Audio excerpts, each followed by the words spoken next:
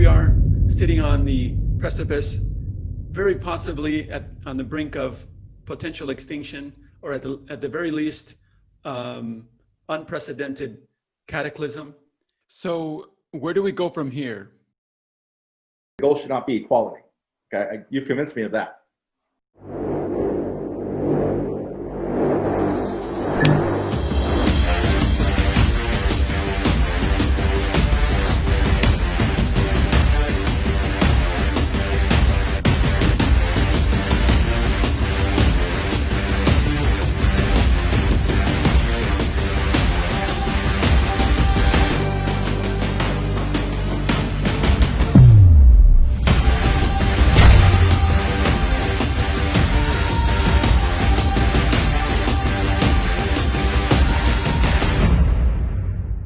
Hello and welcome to A Theory of Everything. I'm Luis Razo, the director of ASEM and host of this channel. Today I'm talking to Ruben Navarrette, the most widely read Latino columnist in the United States and the 16th most popular columnist in America, according to Media Matters. He's a nationally syndicated columnist with the Washington Post Writers Group, whose column appears in nearly 150 newspapers. Among his clients are the Wall Street Journal, FoxNews.com, the Denver Post, the Chicago Tribune, Time.com, Encyclopedia Britannica, and USA Today. He's been a commentator on National Public Radio and has hosted radio shows of his own in several of the largest cities in the US. He has not one but two Harvard degrees, one in American history from the college, where he and I first crossed paths in the 1980s, and a master's degree in public administration from the John F. Kennedy School of Government. He has twice judged the contest for the Pulitzer Prize and was himself nominated for a Pulitzer in commentary in 2012. In today's conversation, Ruben explains why he's concerned about the growing threat of elitism in the US, which careful listeners will recognize as one of the main preoccupations of this channel and the central thesis of the still controversial but enormously important 1994 book, The Bell Curve, written by my college mentor, Richard Herrnstein, and Charles Murray, my first podcast guest. As I try to explain to Ruben, the cognitive stratification of society described in The Bell Curve explains like no other book why the US, and by extension the rest of the Western world, can't stop polarizing, and why the liberal democratic project as we think of it today is necessarily doomed to fail. Ruben has expressed some receptivity to the idea, but I'm not sure the full implications of the predicament for the US have sunk in, given his opinion that books and ideas should be judged by their popular acceptance. I look forward to maybe hammering this stuff out in future sessions. Our conversation went on a little longer than expected, and I was tempted to edit the final video, but decided not to.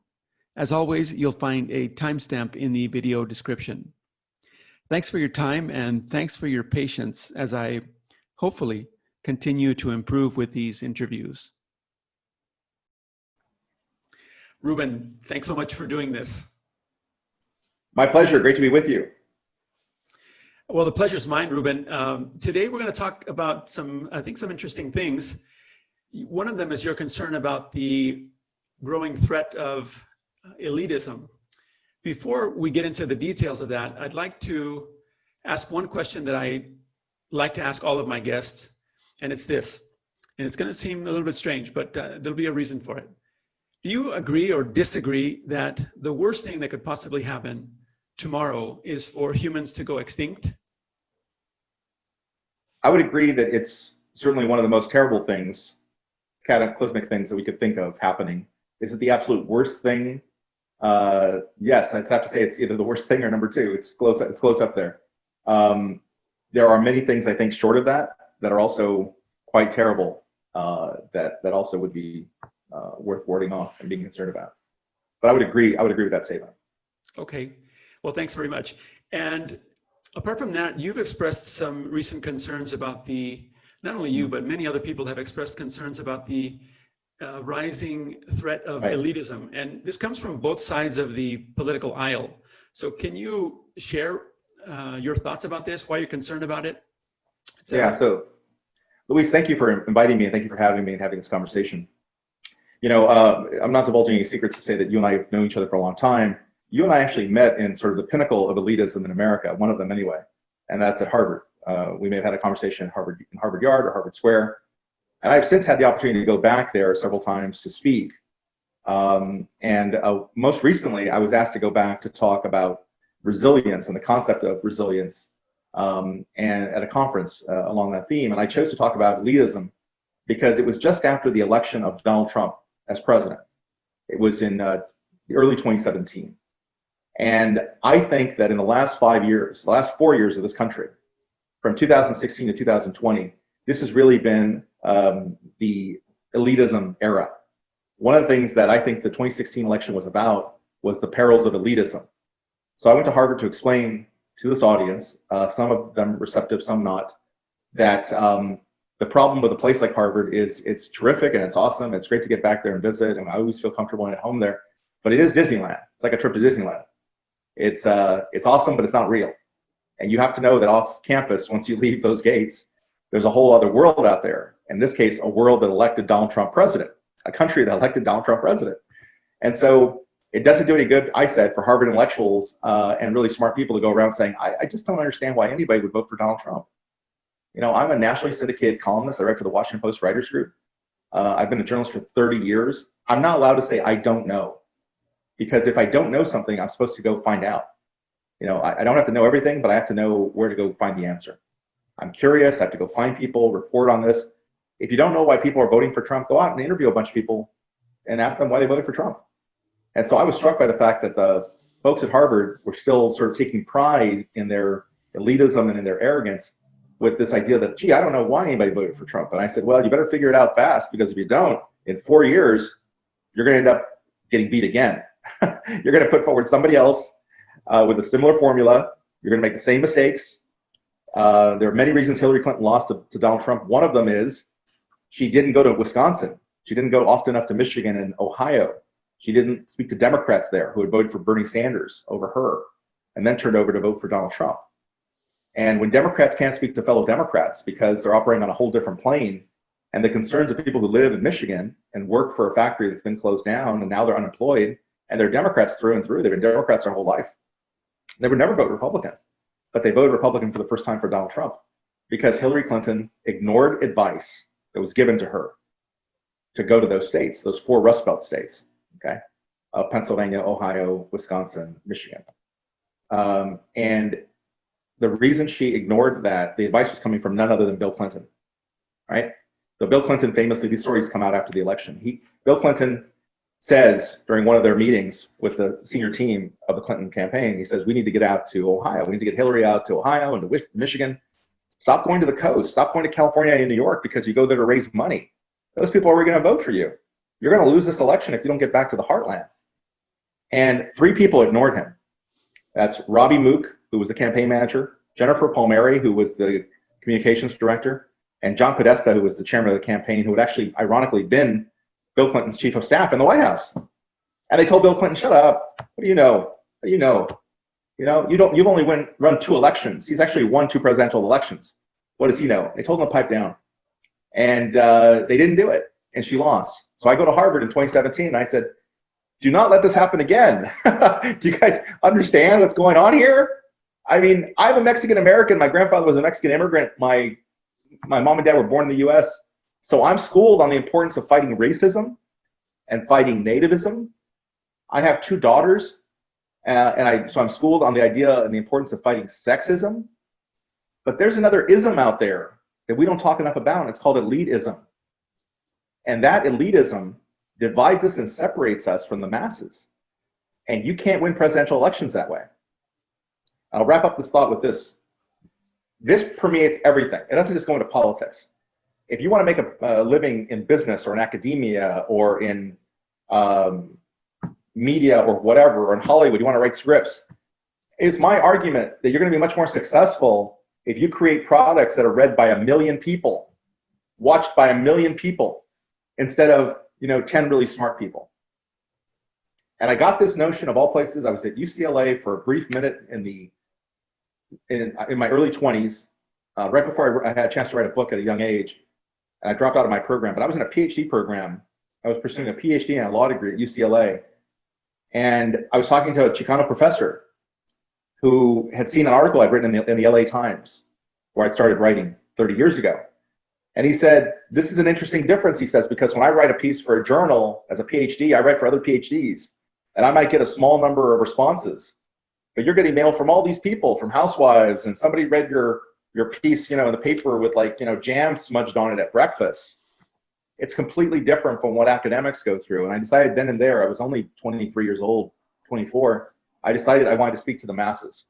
I didn't want to write books that were read by 10 smart people. I wanted to make my columns and my books and my speeches and my everything, my consulting work, accessible to the largest number of people possible. So if you see elitism, kill it. It's the enemy. Okay, well, very interesting. Let's talk about your take on causality. And before I let you express your ideas about the causes of this, I'd like to point out, isn't it a very strange situation that 6 decades after some of the most sweeping and successful advances in human rights, presumably in the history of the world, that the US, the streets of the US are now burning with Marxist hatred? How did this come about? And is it tied to the elitism? Yeah, I think a lot of it is because I think that we made a series of quick accommodations to get through the 1960s. I was an American history major in college, and one of the things I specialized in was what's called the American century, post-45 to present day. There's already a lot that's been said just after World War II. And so I really loved the stuff on the civil rights movement. I really took that to heart. And it was such an incredibly difficult, divisive, violent time in America. Americans were looking for a way to get through it as fast as possible. And when you think about it this way, Luis, you could say, well, from the moment that James Meredith, you could start the civil rights movement anywhere you wanted. You could start with A. Philip Randolph in the 1930s, pressuring FDR. You could go to Truman integrating the military. But one starting point that people sometimes like to go to is Rosa Parks, who refuses to go to the back of the bus in Montgomery. And a young Martin Luther King starts a bus boycott in Montgomery. And that's sort of the shot fired in the air. That's in 1955. So 1955. 6 years later, in 1961, James Meredith wants to go to and attend the University of Mississippi to be the first African American, and the university and the entire state of Mississippi isn't having it. And it's really one of the first challenges to the Kennedy administration, John F. Kennedy administration. If you look at what's happened since that moment, and you think about to the point where LBJ signs the Civil Rights Bill of 1964, Civil Rights Act, that's not a lot of time. That's really quite fast. To go from Rosa Parks not giving up her seat, Rosa Parks didn't give up her seat, 9 years later you get a Civil Rights Bill from the president. What happens when you deal with something that fast is you're just patching over things, okay? That's not a magic trick. That's you covering stuff up. And there was a series of accommodations made. And one of them was that we were not going to lift up African Americans and Latinos, and for that matter, where were Latinos going to fit in all of this, in this black and white world, in this black and white paradigm? It's a very small number of Latinos in 1964, a huge number of Latinos now. More Latinos in the United States than African Americans by a long margin. That was supposed to happen in 2010. It happened in 2003, 7 years ahead of schedule. So in terms of the accommodations, there was a general sense of, look, we're not going to be able to help all African Americans achieve the American dream, but we'll take the cream off the crop. We'll take the cream of the crop, and we will look at those who are affluent African Americans, those who become affluent in a generation or two, those who go to good colleges like Harvard and Yale and Stanford. Those are the people we'll let into the club. So if you're the CEO of a corporation, we're going to let those people in. But at the bottom level, you're still going to have poverty and hopelessness and drugs and violence from police and all those things. And you and I know this story because this is our story. When I went to Harvard at 18, I left behind all my friends who were Mexican American like me, who had grown up with me, who'd been in kindergarten with me. And I still know those guys, and I still call those guys, and I still talk to those guys. And it is clear that our lives from that kindergarten classroom, now 47 years ago, they've diverged. Two different worlds, right? We live on different planets now. And that was the accommodation of the civil rights movement. We can't save everybody.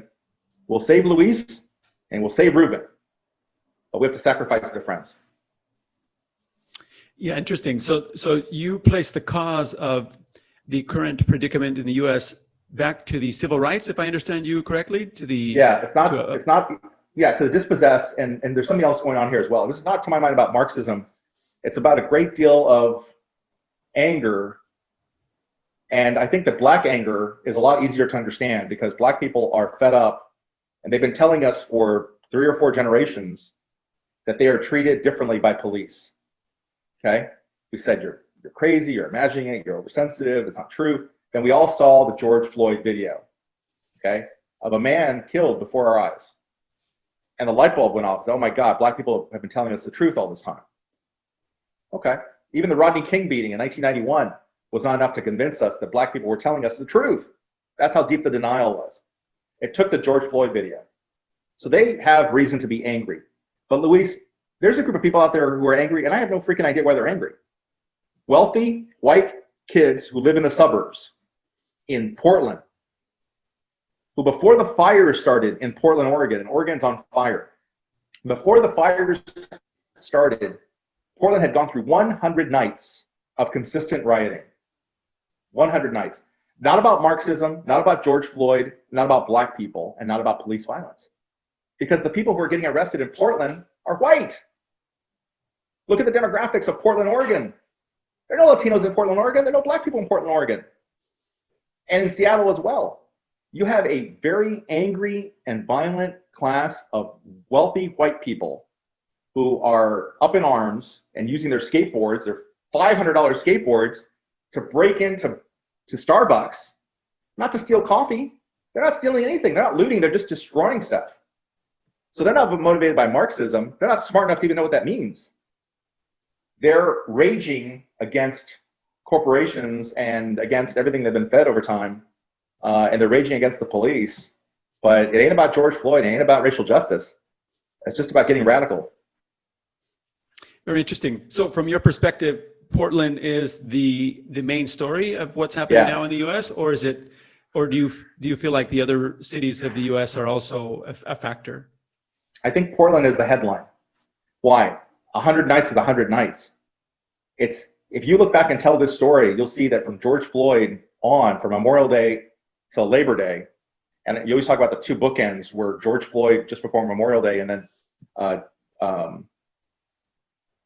Jacob Blake in Kenosha, Wisconsin, who is shot and paralyzed but not killed by police, and that's near Labor Day. So those are our bookends on our summer of 2020.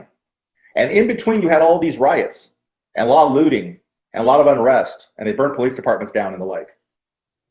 But that happens, even though it happened in a lot of different cities, it happened very sporadically. 100 nights in a row, that's Portland. That ain't no place else but Portland. That's not happening in Detroit or Chicago or Atlanta or anywhere.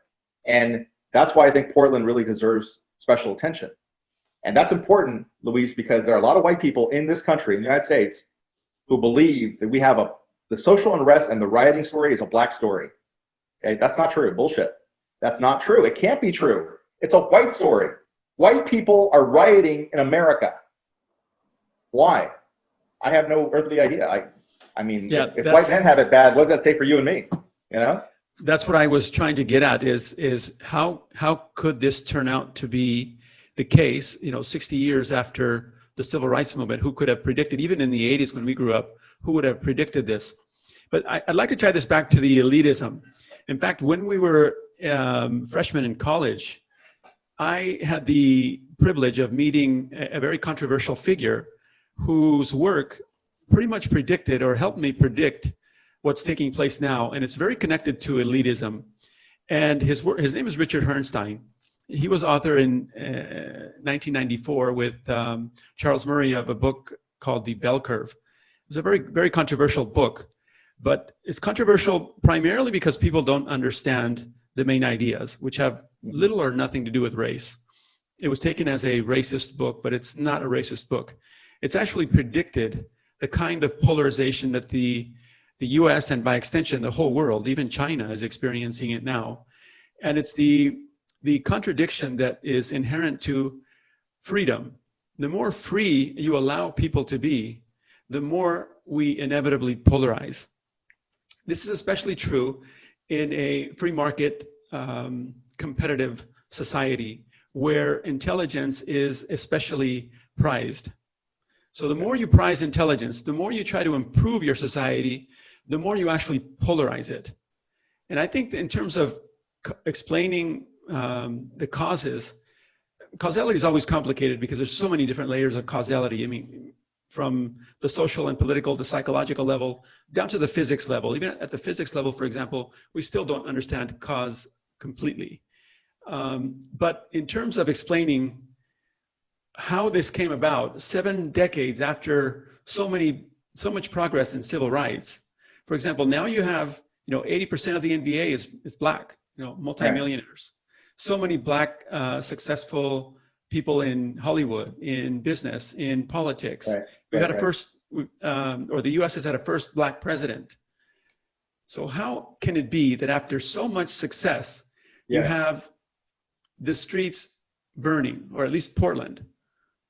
But I get the sense that it's more than Portland, because Portland might be the physical location, but there's something deeper happening in the United States, and you can feel the tension and the polarization of the politics, and everybody talks about it. And many people are very, very concerned. And I think rightfully so, because up until a couple decades ago, the United States was what sold itself, and our teachers sold it to us as the beacon of hope for humanity. So if the US project is in trouble, where do we go from here? And I think there's a lot to think about there, because if you create a society that's founded on the idea that you can compete, and if you reward talent more than you reward those who don't have talent, I say that this is the recipe for the inevitable rise of Marxism, understood in the broadest sense of having people who feel resentful, having people who feel left out, having people who feel like like something is wrong, and not being able to vocalize what that is. I want to explore that with you and ask you the question this way. And that is, when you say a society that recognizes talent and rewards talent, let's broaden that out. Are you also saying a society that respects and rewards talent along with hard work, along with sacrifice? To use your MBA example, MBA example, we're not just rewarding natural talent that Lebron James has. We're rewarding the fact that he puts in hard work, that every single day, multiple hours a day, he's practicing basketball. That Michael Phelps, when he won gold medals at the Olympics as a swimmer, would say that he spent 8 hours a day in the pool. 8 hours a day. Tiger Woods, who got at the top of his game in golf, his father, Earl Woods, said, Tiger would rather golf than eat or sleep, right? So it's not like, that's my question. It's not just the talent. I hit the lottery, I'm talented. If you work your ass off, if you work your ass off, if you really work hard at something, there's going to be a reward from that, I hope. We base the whole society just say on that.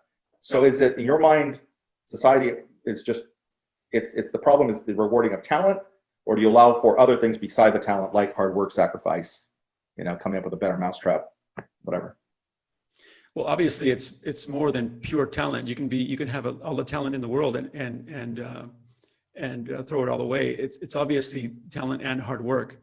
However, it's one thing to say that you have to work hard and develop your talent, and quite another to say, if the average 5'4" Oaxaqueño, if he works just hard, tries, he can get the NBA. If he just tries hard enough, he can slam like LeBron James.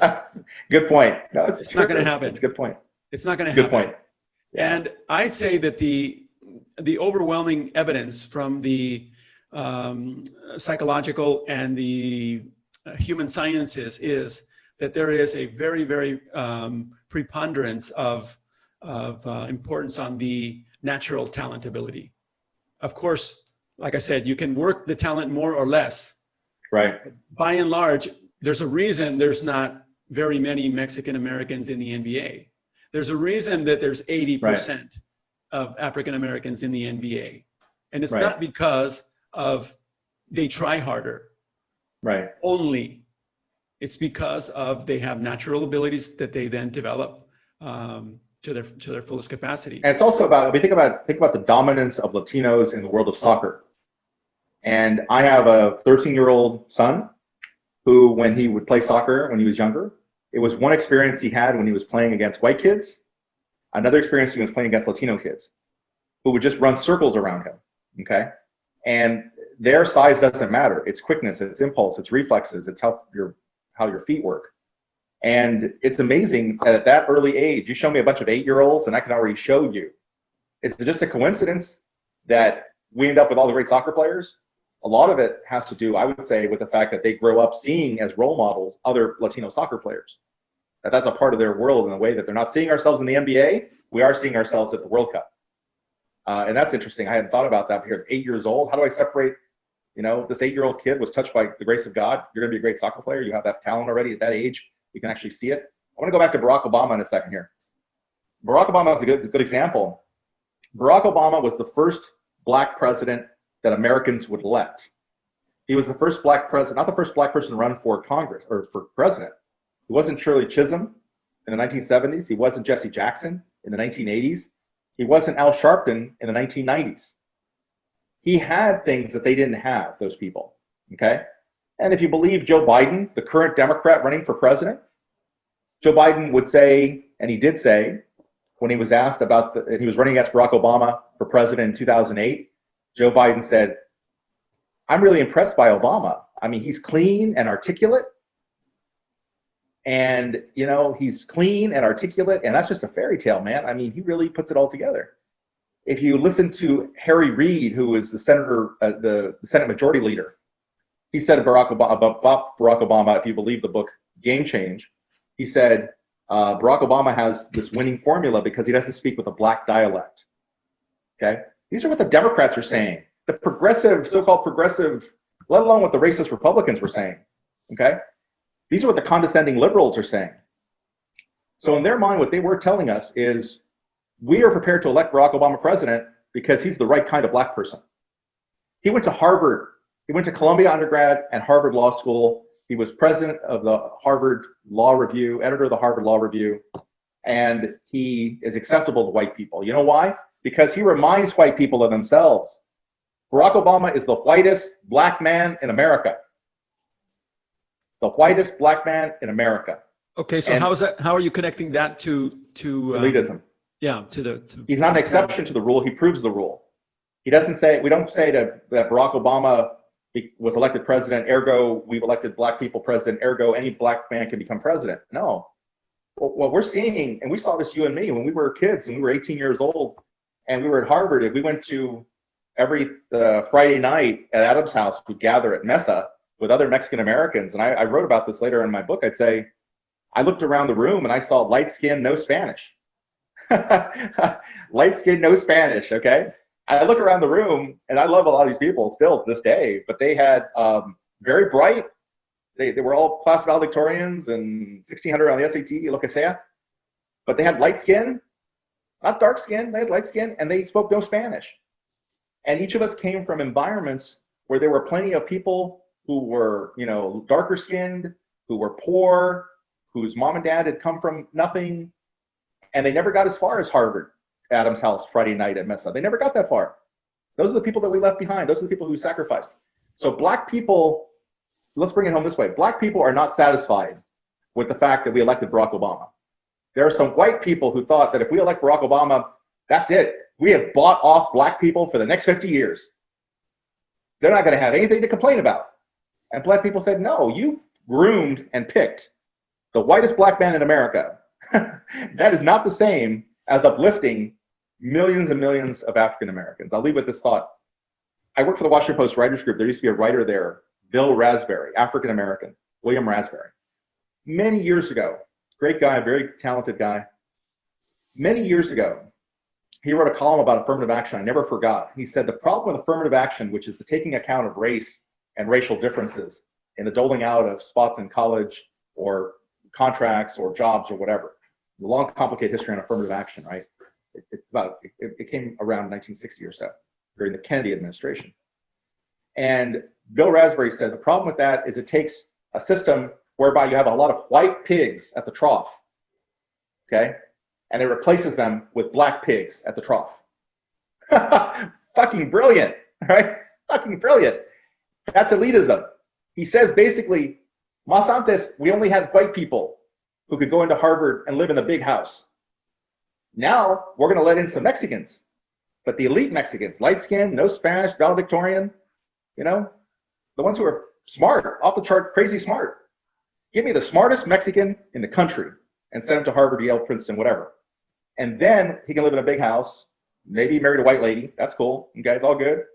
And his kids, named him, Brad and Tiffany and whatever. He's made it, right? The brother has made it. That's the trade-off, because if you let those people go ahead, you don't have to bring up everybody else. And that's the tension that exists. We got separated out from the herd, and a lot of people got left behind. So now what? They say, well, Latinos are rioting in Los Angeles. Why? Why aren't they satisfied? I mean, Luis and Navarrette, they went to Harvard. Isn't that enough? And the brother is in Montebello is saying, hell no, it's not enough. How does that help me? All you did was recognize excellence. Understand one thing. You didn't lower the bar at all. You accepted Latino kids who went to private schools who are whip smart. That's what Harvard does. And Harvard has done that for over 350 years, 400 years. It rewards excellence. So I did not get to Harvard through affirmative action. I went there twice. I have 2 degrees from the place. I got there because I'm fucking smart and I work hard, right? You take really smart and work hard, like Grandpa worked hard in the fields, and you're going to kick ass and take names. But I'm not going to sit around on bended knee and apologize to everybody. And you didn't do that to my white roommates. Nobody went up to my white roommates and said, why are you here? Because your dad was a legacy, or because you're from Ohio, or you're from the one kid from Montana? No, bullshit. They all come to me and say, why are you here? Isn't it true you're here because of affirmative action? We had to lower our standards. Well, fuck you. Nobody told you. You didn't lower shit. I got 96 A's on my high school transcript and 24 A pluses. I took 5 AP courses in my senior year. I used to do 5 hours of homework as a senior. Okay? Because when you're smart and you're a hard worker, so that's where I'm at, Luis. That's where I'm at. I don't feel like after 50 years playing this game, I have to spend my whole life on bended knee thanking white liberals. Oh, gee, Joe Biden, the Democratic Party, thank you, because before you came along, I was selling oranges on the street corner in Fresno, California. And you came and you wiped my face and you bought me a little suit at JCPenney's and you sent me to Harvard. And now now I'm graduating and I want to thank God and my parents and Ted Kennedy. No, bullshit. Well, that's very interesting. I think we've had very, very different experiences. I suppose what was I was listening to you and I wanted to say something about, now I just drew a blank. You were listening to me as I slipped into madness yes. there. No, here's the question. Here's the question. Right. Do you really get people to question you about affirmative action? Still, and not about affirmative action by name, because a lot of people can't understand that. I don't understand the concept of it. They don't know. I've forgotten more about affirmative action than most people will know who criticize me for it. I've written about it for many years, right? And lived through a lot of it. But they don't call it by name, but they do say, do you think you'd be syndicated by the Washington Post Writers Group if you weren't Mexican? Do you think you'd be working at the Washington Post if you weren't Mexican? And the answer is fucking a yes. You know how I know? Because there were 18 writers there and I'm the only Mexican. So, how did the other 17 people get there, right? If I have like this magic formula, I'm so lucky. How do white men get all the good stuff? How do white men get elected president, end up on the Supreme Court? They become CEOs, Fortune 500 companies. They sit on boards. How do white men always, and the media, forget about it, right? How do they get to host Meet the Press when we can't even get invited to be a guest on Meet the Press as Latinos, even when they're talking about Latinos? Well, let me interrupt here. If I got there, if I hit a home run, if I got everything I got because I'm Mexican, how did the white guy do it? Because he's not Mexican. And they're doing it at a higher level than we are. So yeah, I make no apologies for that. And people don't use the phrase affirmative action anymore, but they couch it that way. Do you think you got your jobs, you have these opportunities because they need a token Mexican, or you're really an imposter? They call it the imposter syndrome, right? that somehow you and I would have gotten where we are because of our race or ethnicity. Okay, well, to be honest, I've never experienced anything like that. I suppose we're in the fact that we've taken very different paths, it has a lot to do with that. And I can see you taking a much more public, a public position would expose you to that kind of, I've told you several times on your Facebook feeds that you've chosen a very difficult path because of some of the people that you have to deal with. Oh yeah. I would be very, very frustrated. Yeah, I'm immediately accessible to the public. They can find me on Twitter. If you go to Twitter right now, there's a piece that I wrote in the Daily Beast today on how Joe Biden is losing the Latino vote. It was his to lose and he's losing it. And you'll have people go to Twitter and say, Ruben Navarrette is an idiot. Okay? They don't know me. They'll come up and insult me. They'll attack me. I'm immediately accessible. I had a job at the Arizona Republic where I was a reporter and a columnist. They would put my phone number at the bottom of my columns. Everybody at that paper, all the reporters and all the columnists, we had our phone number at the bottom. So some Yahoo would call me because they could work a phone and they'd say, I read your column, you're full of crap. So that's been my life for 30 years and 3,000 columns. I've printed over 3 million words. I've been called every name in the book and some that aren't in the book. So you're right. I mean, I do hear an earful of what people think about us. And brother, there are people out there who do not respect us as a people, as Latinos. They don't like us, they don't respect us, they don't think we're their equal. And so when they see us doing things that they're not doing, they have to explain it away somehow. Oh, Navarrette, you would never have made it to Harvard twice. They say, would you have made it to Harvard? Would you have been at Harvard if you were a white male? And I always say yes. But here's the difference. If I'd been a white male, I'd have been running the fucking place. I'd have been president, okay? Not just a student there. So I've had to make do. Very interesting. I definitely know that there's a lot of people that people don't like each other, I think, in general. Let me push back on that a little bit, because there's an insinuation there that everybody is equal and the groups are equal. And I just think that's one of the, going back to the causes of elitism, one of the reasons, or one of the root causes of elitism, as far as I'm concerned, again, going back to the bell curve, and let me give you a little bit of a background to the bell curve. In fact, I worked with Herrnstein before the bell curve, and met him when I was walking. I didn't meet him. I was introduced to his name as I was walking across the Harvard yard, and there was a demonstration being held against him by if I remember right, it was called the Third World Students Association. And I stopped and I was interested. I asked what's happening here, and they told me that that they were protesting against Herrnstein and his work. And I said, why? What's wrong with his work? And they said, well, he's a racist and X, Y, and Z, all the worst names you can imagine. So instead of moving away from him, it actually piqued my interest. I ended up taking a couple of his classes. And it didn't take long for me to realize that he was onto something. And explain what he was onto. Explain what he was onto, and explain why the protesters outside, University Hall, why they were calling him a racist. What does the bell curve? What did they think? What did they think the bell curve said? Okay, they clung on to one aspect of Herrnstein's work. It's only one aspect. It's a very real aspect, but they clung on to that as if it was the main idea. So Herrnstein, going back to the concept of equality and why I'm pushing back, Herrnstein was dedicated his work to trying to communicate the implications of the fact that the United States was built on shaky principles. And one of them was the concept of equality, that people are equal. We can go back and forth about, okay, what that means and what that doesn't mean. But the fact is, in the practical everyday world, you can't say that people are not equal, or you can say it, but it goes counter to what's popular. And less can you say that groups are different. If you say that and you have any kind of public position, you're basically going to be out of a job, if not customers. But this is a problem because people and groups are different. People are not equal. We're equal in dignity. We're equal in dignity. We're equal in dignity, but that's about as far as our equality goes.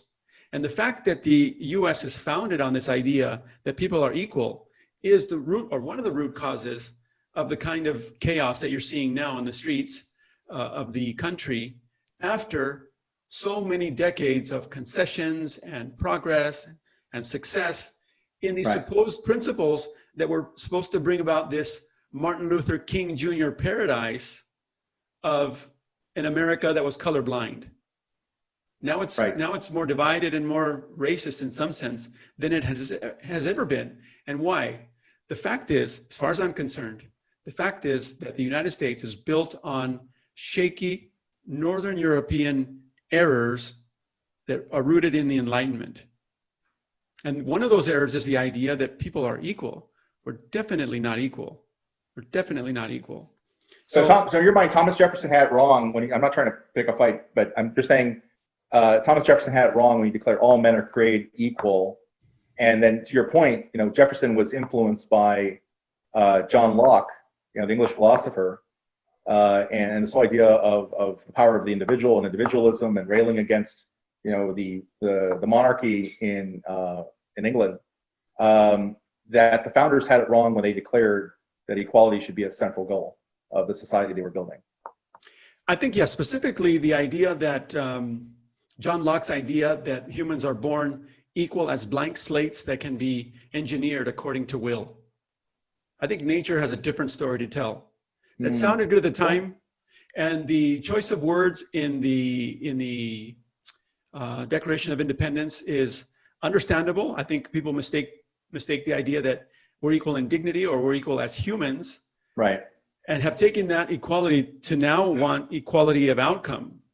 Yeah, because it's a natural desire to want equality of outcome, or not it's a natural important point you make. It's an important point you make, and you have to separate, I think, what's the politics and what human nature has done to the notion of equality. In other words, if I say that you're right because we're not equal, because a kid growing up in San Antonio in a poor Mexican part of town who goes to a Mexican school isn't getting the same education as a kid from the other part of San Antonio where it's mostly white and very wealthy, and they go to a wealthier school, that these kids are being treated unequally.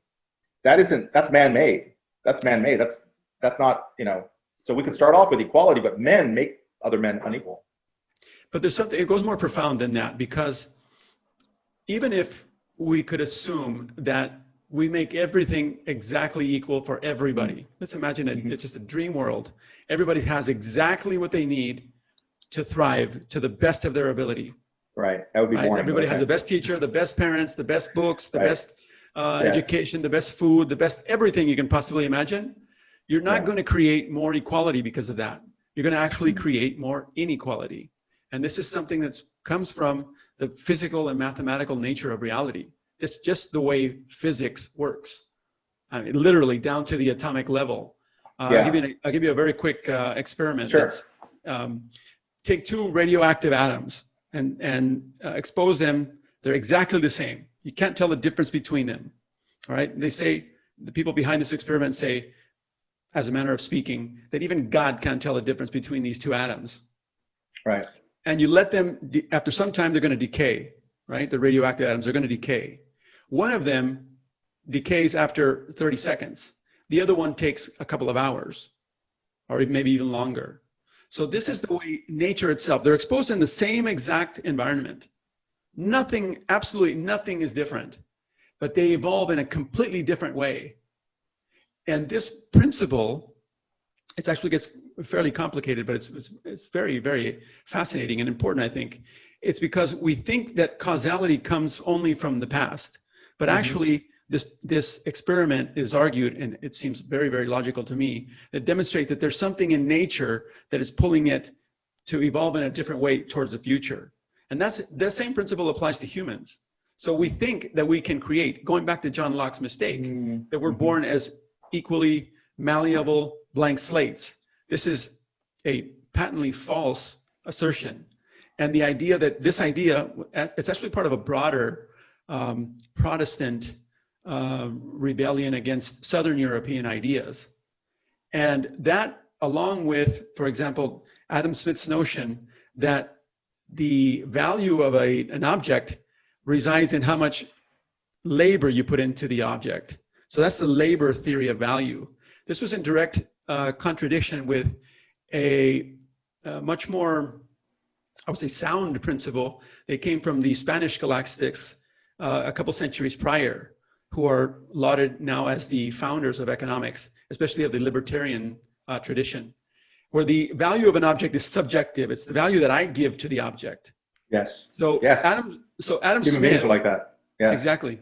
So The Adam value we give to Smith's, human beings.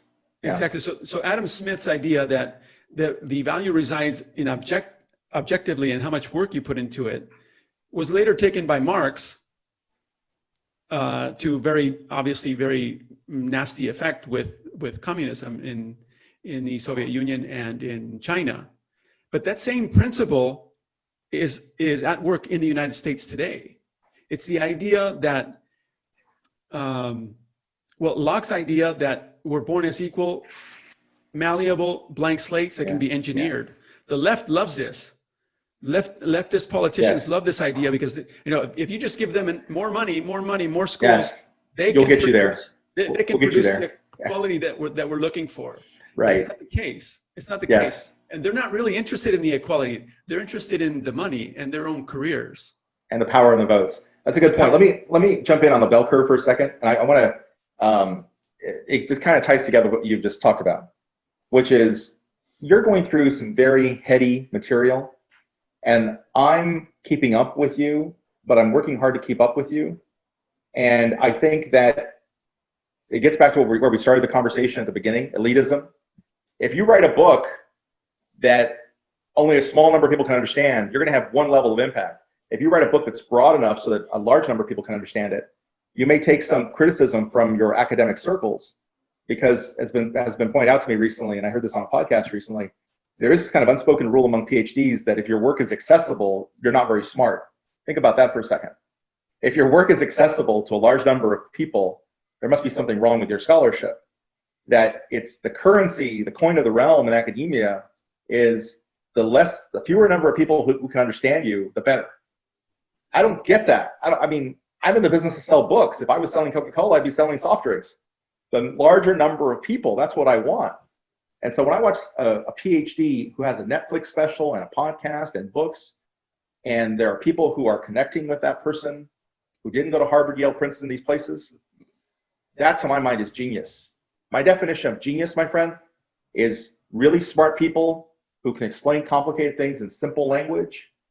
I always tell people that in the law, if you're a lawyer and you can convince a jury of something and speak to them like a graduate of Harvard Law School or Yale Law School, you can make $500 an hour. But if you can explain it to a jury like a 3-year-old, a 3rd grader, you're gonna make $1,000 an hour. And it's that, in my mind, that's how things work. So the bell curve, I'm gonna tell you my misimpression of the bell curve. I work in media and politics, and in both places, there's a lot of lying that goes on. People either don't understand material or they deliberately misrepresent material to suit their own agendas. And when I tuned into the bell curve debate through Murray and Herrnstein, when I thought about watching it on Nightline or I saw it on media, this is what the bell curve was about. The bell curve is a book, I was told, that says that African Americans and to some degree Latinos, but people who are non-white, have a genetic disposition to being less intelligent than white people. That they take as fact that white people are statistically more intelligent than black people, and they don't think that's about the nurture, the environment, the nice schools, they had nicer books. No, these two guys, Murray and Herrnstein, say that's genetic. That from the moment you're born, if you're a black baby and a white baby, that white baby is destined to be more intelligent than the black baby. That, Luis, is what was fed to me. Okay, you would say that's all BS, or that's wrong. Anyway, maybe there's a half truth in there, but it's wrong. The point is that's what was put to me. And here's my point. The fault lies with Murray and Herrnstein. Okay? I wrote a book at 24 before I knew how to talk about the book that I had written. Now, many years later, I help authors in my consulting business talk about their books in media interviews. And here's the challenge of that, Luis. If you spend 6 months to a year writing a book and it's 300 pages long, or Barack Obama's new book's going to be 700 pages long, if all that material is in your head and then you go on Meet the Press or you go on television and you have 3 minutes, tell me about your book in 3 minutes, really smart people get paralyzed. They don't know where to start. Okay? It takes them 3 minutes to clear the throat. So I teach them how to talk about their books. But I didn't know how to talk about my book when I was 24 years old. I'd been too busy writing the thing. And where Murray and Herrnstein screwed up is, as authors, they have a responsibility to explain their story more clearly to the masses. Because the first rule of media and the first rule of politics are the same. If you don't define yourself, your opponent will define you for you in less than flattering terms. Okay? Murray and Herrnstein are racist. Why? Because the media and the black activists and the Latino activists all said so. But Murray and Herrnstein didn't do anything to counter that. Did they consider it beneath them to address those? Well, welcome to my world, okay? We're not in academia anymore, all right? There's no such thing as tenure, right? I don't have tenure. I get fired, I've been fired 8 times in 30 years of media work. And in the real world, academic PhD, in the real world where there's no tenure, you have to tell your story or your opponents will tell the story for you in a way that's not flattering to you. So I say this, I think Murray and Herrnstein should have given back all the money they made from the bell curve and all the royalties and all the advances because they failed. They failed the number one task of any author. They could not explain their book. They let their opponents explain the book for them. Well, I'm going to have to disagree with you on that one because they most certainly did explain the book, and there's very, very few books that are more masterfully written than that book. Where did they explain it? Where? At the Harvard Debate Society Faculty Club? Herrnstein passed away, but he was an extremely accessible professor throughout his career at Harvard. He was extremely accessible. Always had, walk-in, open door policy. So he was very, very accessible. He passed away just as the bell curve was. But I'm talking about media work. I'm talking about go on media, go on Nightline, go on television, go on Oprah, and tell me what your book's about. Yeah, no, Murray has done that consistently throughout his since the bell curve was published. Yeah, you can search on YouTube and it's all over the place. I've seen a lot of Murray's stuff, but I don't see Murray as being as accessible, understandable, explain it to me in simple language. He got very defensive. Nobody likes being called a racist, okay? And I think when Murray was called a racist, he immediately got angry and defensive and became very short-tempered with anybody who, I'm not going to explain it to you, I'm not going to address it. And that doesn't help. Well, that's odd. I have never seen him lose his patience. I've never seen him raise his voice. In fact, the first guest I had on the podcast was Murray, and he was as genteel and polished and accommodating as I've ever read anything from him. So I'm surprised that you would say that. In fact, in the 25 years that the bell curve has been out, I've never met anybody who criticized it who actually read the book. Much less understand the importance of the book. Well, then that's not a good book. Make it understand. That's not a good book. You can't write a good book if it's not accessible and understandable to people. It's not a question of like Americans are dumb or the world is dumb and I'm the smartest person here. We pay you as an author to write a book that's accessible. The bell curve was yay big, okay, for starters. I mean, how many pages is the bell curve? Is it 600 words or 600 pages? Yeah. Okay. Fucking perfect. Okay. So my book was, 230 pages. Most books are 250 pages. Now people's attention spans are publishing books at 100 pages. They wrote a book that was 600 pages long, and they put it out there. What you can say in 600 pages, if you're that much smarter and a better communicator, you can say it in 300 pages. But they took 600 pages to say it. Well, I understand your point. And there's some validity to your point. However, does Barack Obama's book really need to be 750 pages, brother? Please. That's just hubris and ego after a while. That's just too many pages. Well, I think in my experience, it also goes to the message of the book, because the message of the book is what it is, independent of the length of the book. So they could have written in 50 pages, and they would have been attacked just as harshly from a different angle. So, but it's hard. People are intimidated by the size of the book to even buy it and start to read it. The size of the book, but even to your point, you do have a responsibility as an author, not just to take the money and go out and do the book signings, but to explain what your book is about and what it isn't about. And I think the problem, Luis, that people have in academia and in media and in politics is if you are an elitist, If you are used to breathing rarefied air, it is very tempting to say, I'm going to be dismissing anybody who criticizes me. So what if some guy on Twitter today says Ruben Navarrette is an idiot?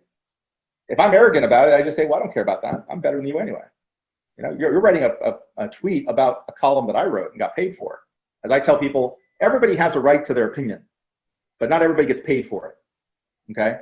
And so I could play that game and look down on that Twitter troll, but then I'm not hearing the criticism, right? So I think that is the challenge, is when you write a book that is yay big and people call you a racist, you better be out there combating that in real world language, simple, clear language, going on Oprah, going on, I've seen a lot of Murray's public statements and his interviews, and you can Google it as well and look for YouTube videos.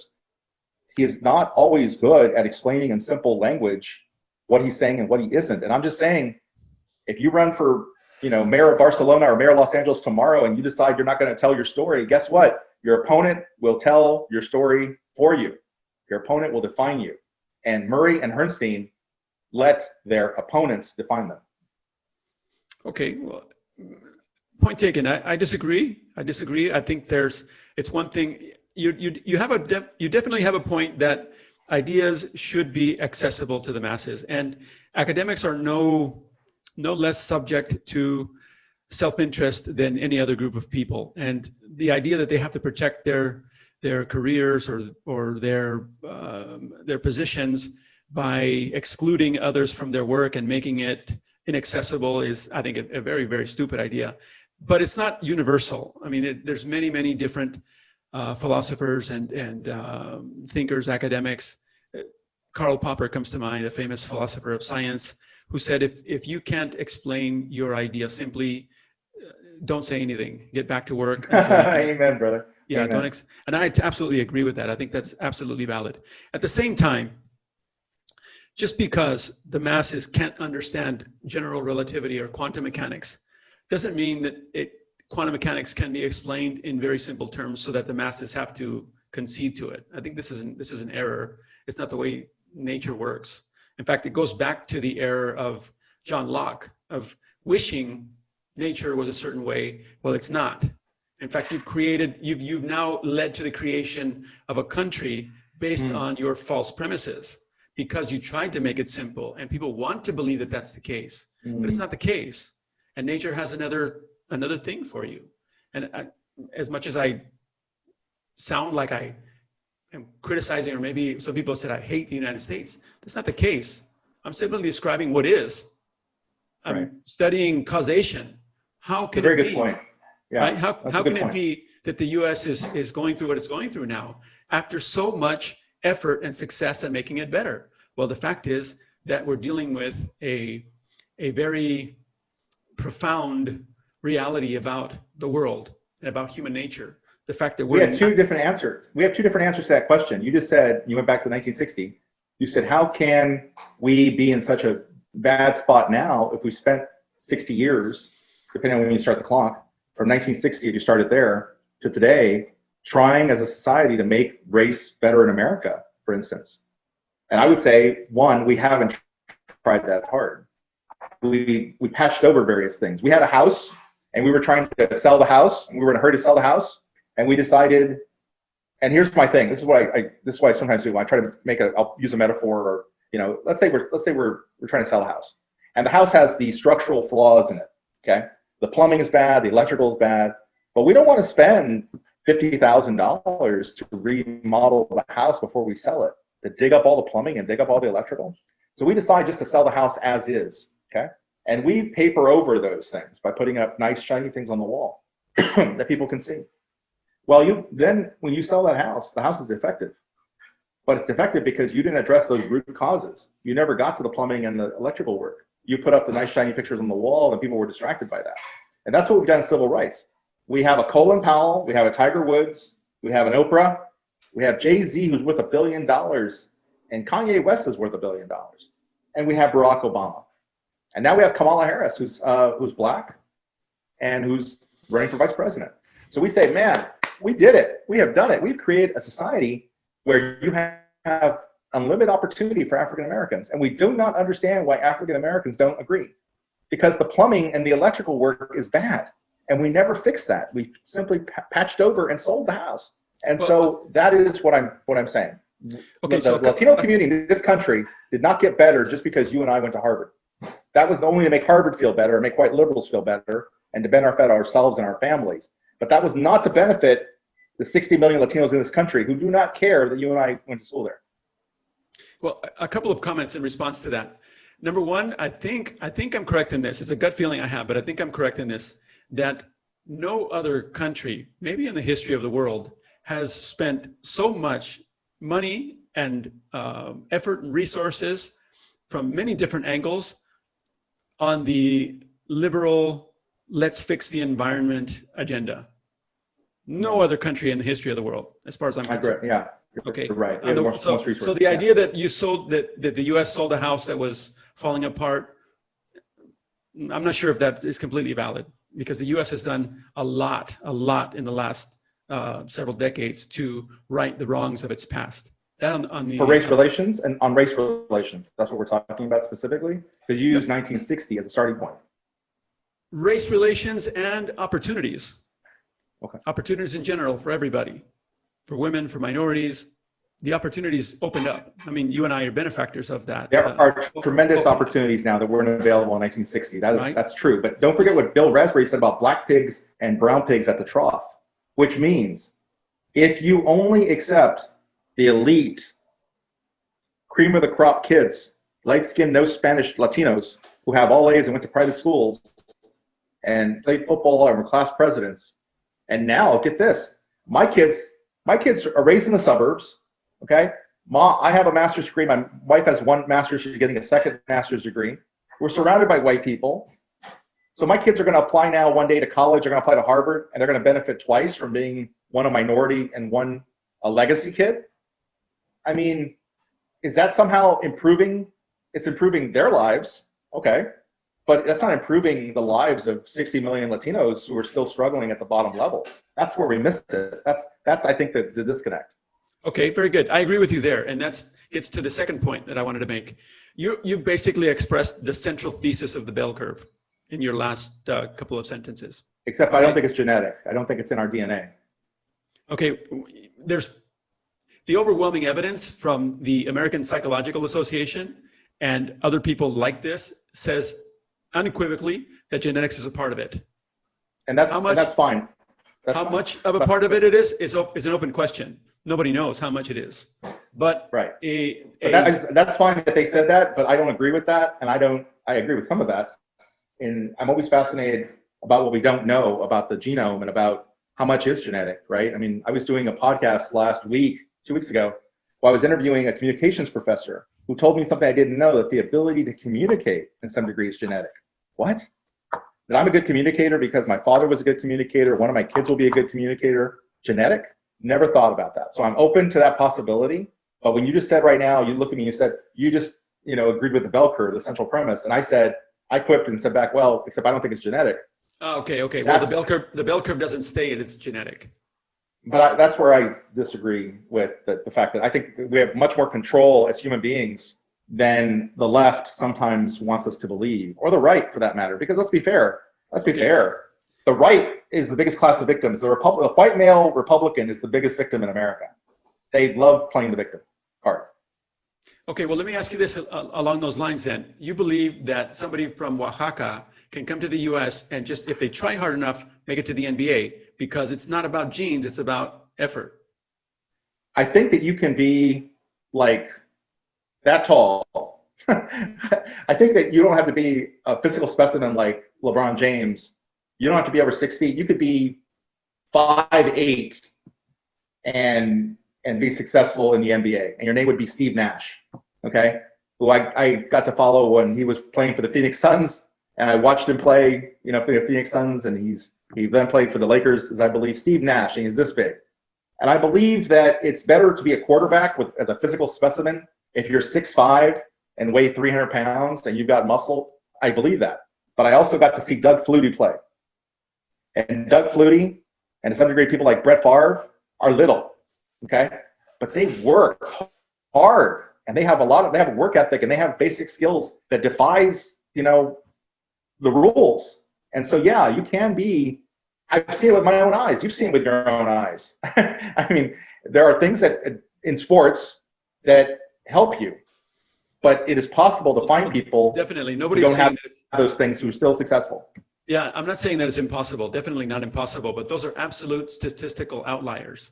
Exceptions. Yeah, they're absolute exceptions. There's not a bunch of Doug. But why can't the Oaxacan be an exception then? In other words, you said, is it possible? Yeah, it's possible. It's not likely, but it's possible that the Oaxacan. Okay, it's statistically very unlikely.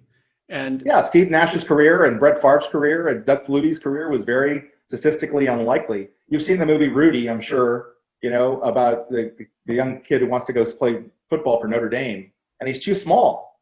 And at some point, the coach says, a true story, great movie. And the coach says, I wish I could take your heart and place it into some of the bodies of my players. Because there are these big, huge players who have all the physical attributes, but they don't have Rudy's heart, right? His heart for the game. True story. He gets to play for Notre Dame on the football team. So I think that one of the great things about being human is the mysteries about how far determination and grit, G-R-I-T, grit, how far that can take you. And I think that one of the sad things about Harvard is that they don't have a class on grit, okay? You can't learn grit, perseverance, stick-to-itness at a place like Harvard, because those are really the traits that make you successful. Okay, well, I have to agree with you that the heart takes precedence. Heart is the single most important thing. Heart trumps everything else. I agree with you on that. But also it depends on who's arguing this and from what vantage point. So for example, if I'm a Candace Owens, right? A Black woman growing up today, incredibly talented, very articulate, highly intelligent. For her to say to the young Black person on the streets of Compton, who has an 80 IQ, that listen, if you just try hard enough, you can do just as well as me. You can have your own podcast, you can do your own. If she's arguing this, it's... Candace Owens is also arguing something with somebody else, and that's she picked a fight recently with Lebron James, and that's, we were talking about him earlier, but you looked that up as well, where she says, if LeBron James is being discriminated against because he's Black, then please give me some of that, okay? Because in her mind, it's laughable that somebody who makes hundreds of millions of dollars is really being held back in the society because, you can be pulled over by police, or you can't get a cab in New York City, and whatever it is. And this is a Black woman saying to another Black man, wait, hold up now. If you want to attach yourself to the victim narrative, she's basically saying, if LeBron James is being victimized, would somebody please victimize me because I need the money? And so I thought that was controversial. She said that. It's interesting, the point that she's making there. I don't believe it all wholesale, but it's an interesting point. I think she's her right. Other point, though, when Candace Owens is talking to this other person with the 80 IQ, perfect example, man. There are people who have dyslexia, okay? An estimated 10% of the US population may have dyslexia. I only know about dyslexia because my wife specializes in that field as a language therapist who works with kids who have dyslexia. Dyslexia is, again, one of those things that's widely misunderstood. And there were all these people who studied it at places like Harvard, but their work was not commonly accessible. And then comes along a woman named Sally Shaywitz, who is a professor of medicine at Yale Medical School. And she came at dyslexia from the brain. She studies the brain. And she wrote a book called Overcoming Dyslexia that became a massive bestseller. And the reason is she was smart enough, as an MD, PhD, she was smart enough to be able to write a book about dyslexia in language that was simple enough for the parents of dyslexic kids to understand. Okay? What an enormous market that turned out to be. So she broke through in a way that people couldn't talk about dyslexia 30 years ago because they were all talking, at the Harvard Faculty Club. Nobody gives a shit. And she was the first one to kind of take it to Oprah and say, I want to speak about dyslexia in a way so that everybody can understand it. And again, PhD, MD, you got to be smart enough to be able to pull that off, brother. That's not an easy trick, okay? Give her some respect, because she was able to take a complicated subject that's widely misunderstood and explain it to people. Now, here's my point to you. Back to Candace Owens. If you have dyslexia, okay, if you're one of the 10% of Americans who have dyslexia, it is not going to be an easy road for you. The public schools are not built for people like you. But we have many examples of people who have dyslexia who become successful. Albert Einstein, Thomas Edison, more contemporary example, Steven Spielberg. And they have found ways of coping through hard work and grit with their difficulties. So you show me that person with an 80 IQ, I don't close the door. I don't say, you're screwed. Sorry, you have an 80 IQ. Too bad, try better luck next life. No, I don't say that, because in this country in particular, you can still be successful if you refuse to let the world define you. If you are still able to, through coping mechanisms, work that much harder, you will find some way of being successful. I believe that. I've seen that. We've seen that with our own eyes. Okay, well, I definitely disagree with you there. I think there's just overwhelming evidence from physics to biology to the burning streets of the US to say that that's just not the way the world is going to ever work. We're not ever going to be able to engineer equality. This is an idea that not equality. Not equality. Don't change the terms of the debate. We're talking about opportunity. We're not saying that the person with an 80 IQ is ever going to be LeBron James, or the Oaxacan's going to be a LeBron James, just that they can play the game, they can be in the game. That's all. So no, I'm not trying to make them equal. I'm saying that we cannot afford to write off people who have an 80 IQ just because, well, better luck next life. No, definitely. I think now, you've also changed the terms of the debate as well. I never said that we should write anybody off. In fact, I'm arguing the opposite, as do Murray and Herrnstein, that if we're living in a society that rewards intelligence, then the unintelligent are always going to lose. And this is the recipe for... What's intelligence? Define intelligence, because... Intelligence, generally speaking, is what everybody understands it to be: general cognitive ability, the ability to it's like a computer, but has different levels of CPU. It could be a very strong CPU or a very weak CPU.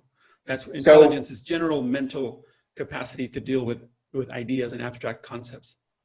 Okay, so the reason I say that is because I have, in the last 5 years or so, become really skeptical in covering politicians about what it means to be intelligent, okay? I have run across some people who are really intelligent, who say and do stupid shit. I think that one good example of that, I think that Hillary Clinton is very intelligent. Yet I think she has no social skills and the inability to connect to people, and she's never gonna be her husband. Bill Clinton had it in buckets, and she doesn't have any of it. And people don't like her in the way they liked him. I think that Bill Clinton is very intelligent. I think he went to Oxford, as a Rhodes Scholar, Yale Law School, very intelligent. He has an incredible IQ and an incredible EQ. But he has shown himself to be a flawed, weak man who thinks with another part of his body and does stupid shit. I have a friend who I've known for more than 20 years, Ted Cruz, who is incredibly smart, whip smart. He's in the Senate, Senator Ted Cruz from Texas. I've known Ted for almost 20 years, and I consider him a friend. He went to Princeton undergrad and Harvard Law School, and Alan Dershowitz, professor at Harvard Law School, said, of all the smart people I've taught at Harvard Law School, none was smarter than Ted Cruz. His mind is brilliant.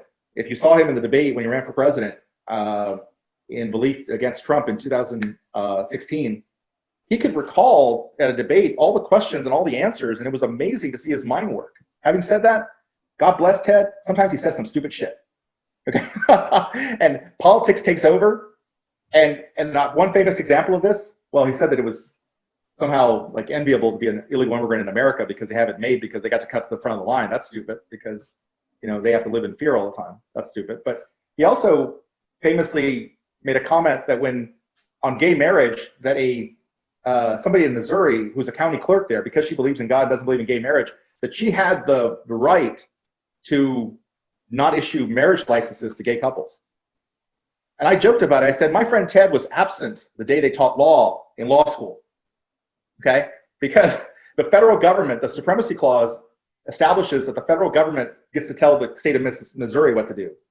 The piss-ass state of Missouri doesn't get to tell the federal government what to do. So that's why I asked you, what does intelligence mean? Because, brother, I have run across a lot in my business, what I do for a living, covering politicians. I've run across a lot of people who are intelligent, who say and do stupid shit. Yeah, well, that's definitely true. Nobody's going to argue against that. But I think Murray and Herrnstein's argument and the psychometric field as a whole deals with statistical figures and statistical realities.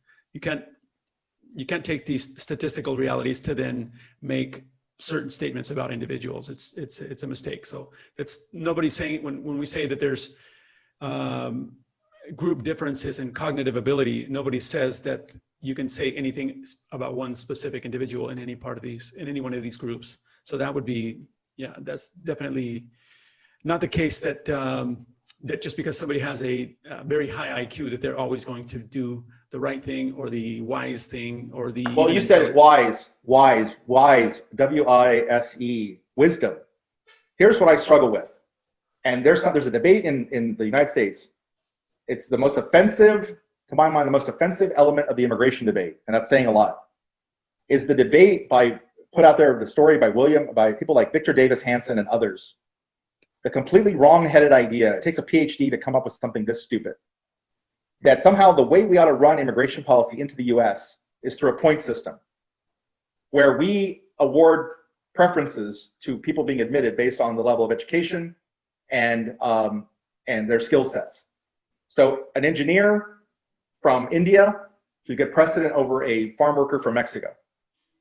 And we should run the admissions office at the United States of America like the Harvard admissions office or the Yale admissions office. We should take the best and brightest. It's stupid and offensive and it's not workable and it's un-American.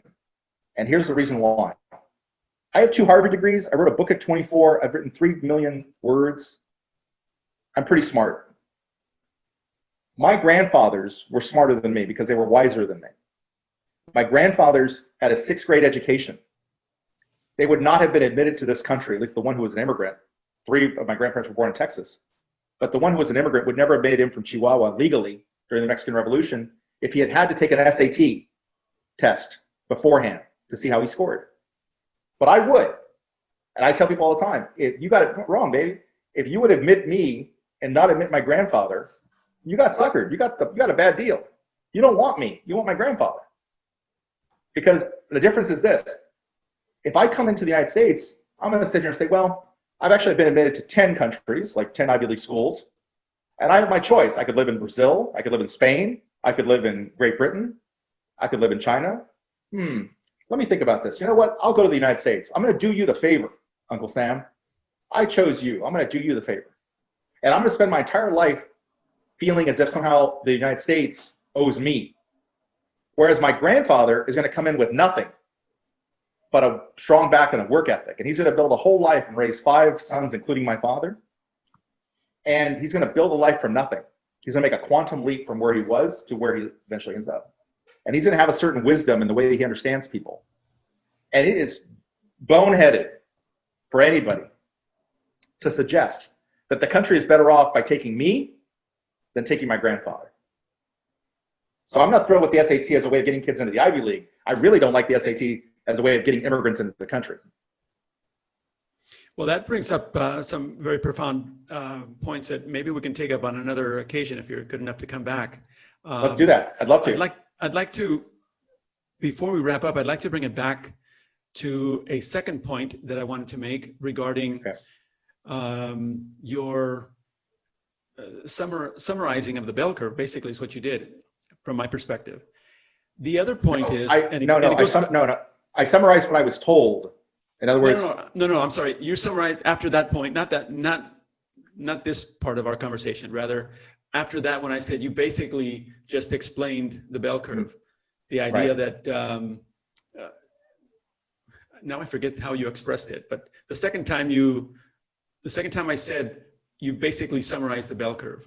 Yes. We're talking about elitism. We're talking about the polarization. Polarization. Yeah. Talking about Obama. Yeah. Right. Obama and the fact that you can't be bought off. Black America could not be bought off by exactly. This is basically the central thesis of the bell curve. So the question is, and maybe if you'd like, we'll leave it for next time. The question, not only to you, but to every one of my guests and to every thinker out there in the world, what are we going to do about it? When I approached Herrnstein, who is the author of these ideas, he said, nobody has the slightest idea, right? Because that's the question. here we are sitting on the precipice, very possibly on the brink of potential extinction, or at the very least, unprecedented cataclysm. And we don't know how to deal with this fundamental problem in human nature. And, well, not in human nature, in our understanding of how to manage human nature. And nobody knows how to deal with that. So the question to you is, assuming that all of your arguments are correct, and all of your ideas and all of your opinions are correct. Okay? Right. So where do we go? Which nobody would assume. Where do we go from here? None of my readers would assume that, by the way. You only have to go to Twitter to find out that I'm full of crap. I would say this. It's been told by a good friend of mine that my brain works in threes. And as you were talking, I had three things pop into my head. And to strengthen the idea of communication and the idea of how you communicate an idea, all three of these things start with E. So my solution, the Ruben Navarrette solution, begins with, it's not the whole solution, okay? It's just the first step. Because this is a tall order you've given me. But the first step, the essential first step, all three things start with E. Now, another E word is equality. So we draw a line through that. Forget that for a second, okay? You and I can talk about that endlessly, but that's not the goal. I would say the goal should not be equality, okay? You've convinced me of that over the years.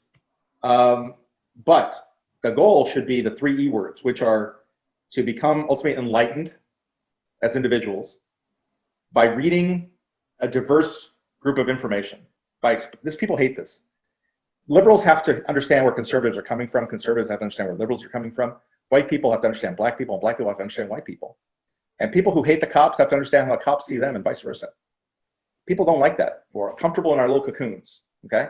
But we have to become enlightened by reading, by exposing ourselves to a lot of other things, to hearing podcasts, to watching films and documentaries and the like, and becoming enlightened, okay? I become smarter just in the last hour in having this conversation with you. I become smarter in listening to you talk, okay? So become enlightened. Secondly, you become engaged. I had a graduate school professor, Al Simpson, the former senator from Wyoming, who taught me at the Kennedy School of Government, and he used to say it was one of his favorite phrases: politics is a contact sport. You take part or you get taken apart. Another way of putting that in business, they say if you're not at the table, you're on the menu, okay? And Latinos and young people and the dispossessed and working class whites in Michigan and anybody else who doesn't feel like they have a say, they have to become engaged. They have to tune in, not just to become smarter. I can read nonfiction books about historical figures to become smarter, but I want you to read today's newspaper. I want you to know what's going on in society today and understand it. And a lot of smart people are so flooded with information because of their phones. It's been said that you have the world at your fingertips, that we're information rich and knowledge poor. We don't have the ability to process stuff anymore. It's coming in too fast. And so people then just turn off the television. I've had people who are very smart and successful tell me, I don't watch the news anymore. It's too depressing, too biased. I don't watch the news. And I said, this is the wrong time to tune out. You cannot tune out. You've got to stay engaged. So enlightened and engaged. The third and final E word is something else I learned from 2016. When Hillary Clinton and Donald Trump were going at it, I realized that what America was lacking was empathy. Americans lack empathy. The world lacks empathy. People in different parts of the world lack empathy for each other.